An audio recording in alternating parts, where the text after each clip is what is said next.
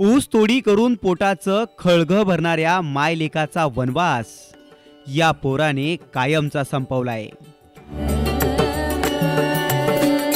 35 वर्षांपासून ऊस तोडी करणाऱ्या आपल्या आई वडिलांच्या 5वीला पुजलेला संघर्ष MPSC परीक्षा पास करत याने कायमचा संपवलाय।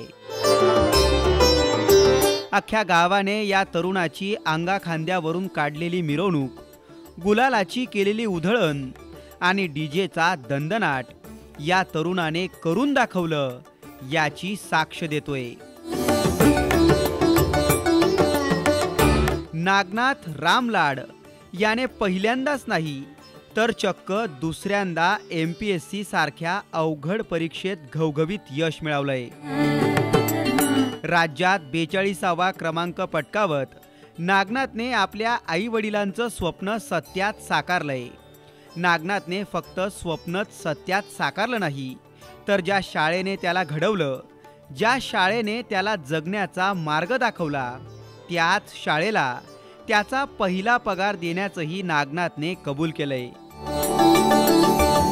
बीड जिल्ह्यातल्या चिखली नावाच्या एका छोट्याशा गावात नागनाथ लहानाचा मोठा झाला। लहानपणापासूनच नागनाथने आपल्या आई वडिलांना काबाड कष्ट करताना पाहिलं। नागनाथचं स्वप्न पूर्ण करायला त्याचे आई वडील ऊस तोडी करायचे।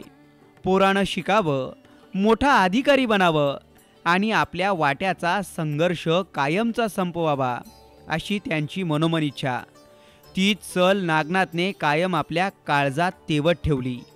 त्याने पावलोपावली आई वडिलांचा संघर्ष डोळ्यांसमोर ठेवला आणि आई बापानं आपल्यासाठी पाहिलेलं स्वप्न लेकानं सत्यात उतरवलं।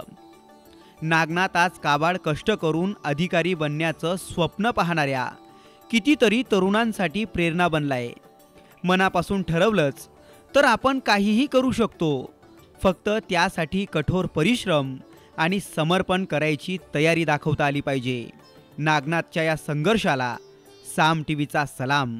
बीडहून विनोद जिरेसह ब्युरो रिपोर्ट, साम टीव्ही न्यूज, मुंबई। देश विदेशातील प्रत्येक घडामोडींचे लाईव्ह अपडेट मिळवण्यासाठी आता साम टीव्हीच्या सर्व सोशल मीडिया प्लॅटफॉर्मला लाईक, फॉलो आणि सबस्क्राईब करा। तसंच सर्व नोटिफिकेशनसाठी बेल आयकॉन प्रेस करायला विसरू नका।